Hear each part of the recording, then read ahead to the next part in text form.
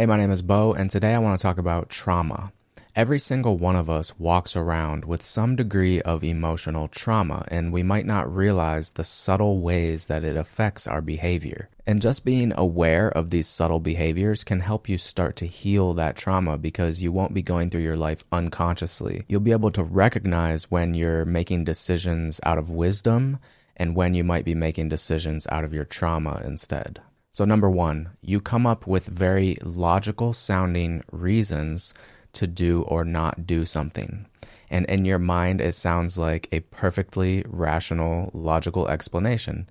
Maybe you think, I don't have enough time to do this because of this, this, and this reason, or I can't do this because of that.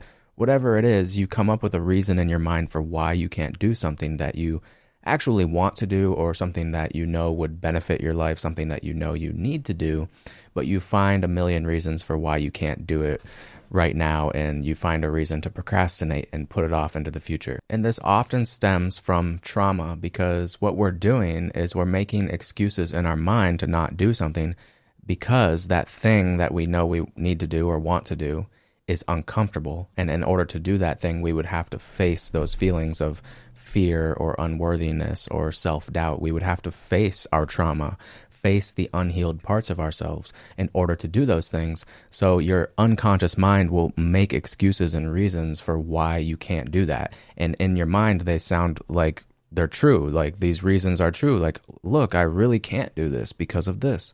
And in your mind, it sounds logical. It sounds like it's accurate, but really it's a way for you to avoid doing the uncomfortable things in your life. Number two, this is something that I've recognized myself doing a lot. It's where you go all in on one particular area of your life. And this can seem like a healthy thing at first. Like maybe you go all in on your fitness or your health or your relationships, and you get passionate about something, right? Maybe it's your career or your business, whatever it is, but you have this all in mindset, like I'm going to just focus all my time and energy on this thing. And what this leads to is you sacrificing other areas of your life because you're dedicating so much time and energy to this one thing. And this can cause certain areas of your life to fall apart. While one area of your life might be getting better, the others are being sacrificed. And in the long term, it doesn't really work out. And this sort of all or nothing or all in behavior can also stem from trauma because it's another way for you to avoid the things in your life that are uncomfortable, the things that are challenging, the things that you don't like doing. For example, maybe you go all in on your business and sacrifice your relationship because you have relationship problems that you don't want to face. So you'll find a way to divert your attention from the relationship and put it on something else. So that's a way for you to avoid the discomfort of facing your challenges and problems. And that discomfort is stemming from the trauma, the unhealed wounds within yourself. So number three, this is something that I've noticed myself doing a lot. It's where you plan, and plan some more. Maybe you don't even take any action at all on the things you're trying to plan. You just keep planning and you overplan and you overanalyze everything. Again, this is a way for us to avoid discomfort, avoid doing the thing that would actually move us forward.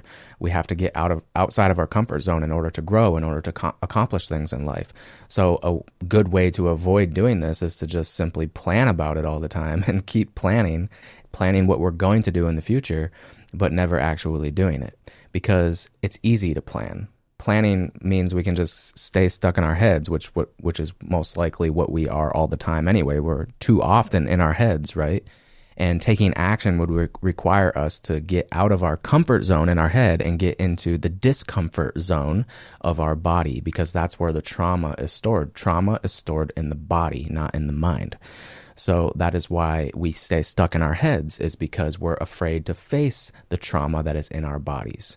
We detach from our bodies and we live in our heads because of trauma. And getting into action in your life means getting out of your head and getting into your body. Literally, that's what you're doing when you're taking action on something. You're quieting the mind and you're getting into the zone. You're getting focused, and being focused means being present with your whole being, not just trapped in one part of you, the mind, but being present with all of you, the body included. Number four, this is related again, but this is where you start projects, but you never finish them. So maybe you get past the planning stage a little bit and you actually start doing things. You start creating something. Maybe it's a YouTube video. You start creating a video, but you never actually publish it and put it out there. You start writing a song, but you never finish it. You never record it. You create things, but you don't put them out into the world. And why do we do this? Well, again, we're avoiding something. We're avoiding the discomfort, the fear of rejection, the fear of being judged. It's all related to the things that we're avoiding, and the things we're avoiding are always related to some sort of emotion. It's not really the thing that we're afraid of, it's the feeling we're going to feel inside of us if that thing that we fear happens to us. So what we're really afraid of is the feeling itself. We're not afraid of rejection or judgment from others. We're afraid of how we're going to feel when that happens.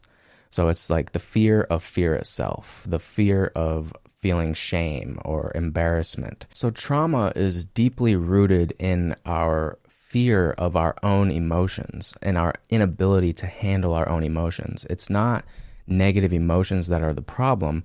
It's our inability to deal with them and really our lack of knowledge on how to release those emotions. If we knew how to release them and get through them, we wouldn't be nearly as afraid of them.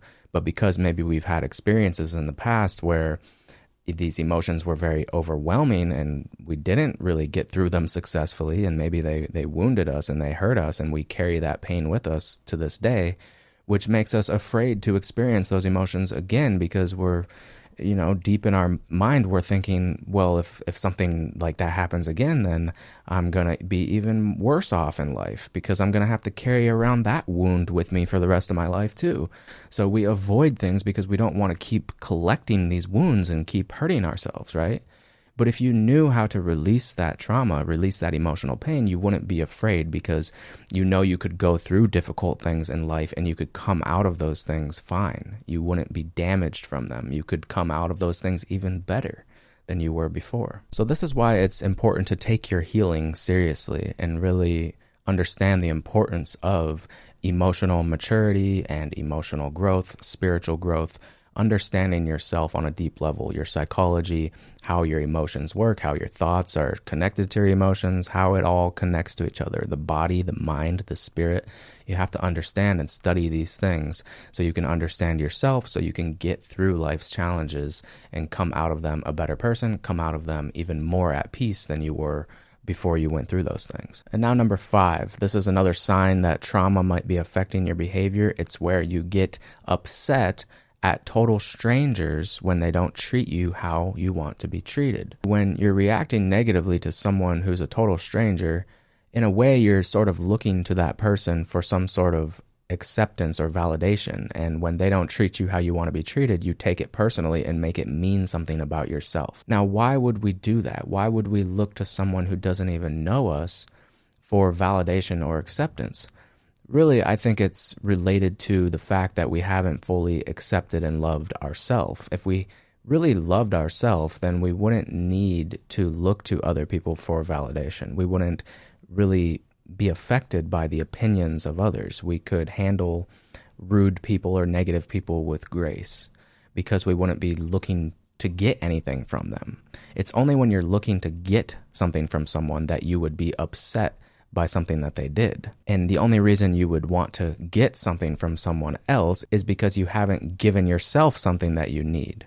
You haven't given yourself the love that you need, so you look to someone else to love you, to make you feel loved. So whatever we're not giving to ourselves, we look for in the outside world, and we look for other people to give those things to us. And the reason we don't give those things to ourselves is often because we're afraid to face ourselves, because we have that unhealed trauma and emotional wounds within ourselves. So we don't even want to look at ourselves. We don't even want to deal with that stuff. So instead of going inwards, we look to the outside world. We don't want to face the uncomfortable things, so we seek everything outside of ourselves. So I hope you can kind of see the importance of dealing with your trauma and healing it, because it's going to change all of these behaviors. It's going to make you stop self-sabotaging, stop over-planning, over-analyzing everything. You're going to be able to take action in your life so much more easily, achieve your goals so much more easily. You're going to be so much less bothered by the opinions of other people. You're going to be so much more free to express yourself when you start to heal your trauma. So the question is, how do we heal our trauma? Well, subscribe to my YouTube channel because I will be posting a lot more videos on this topic.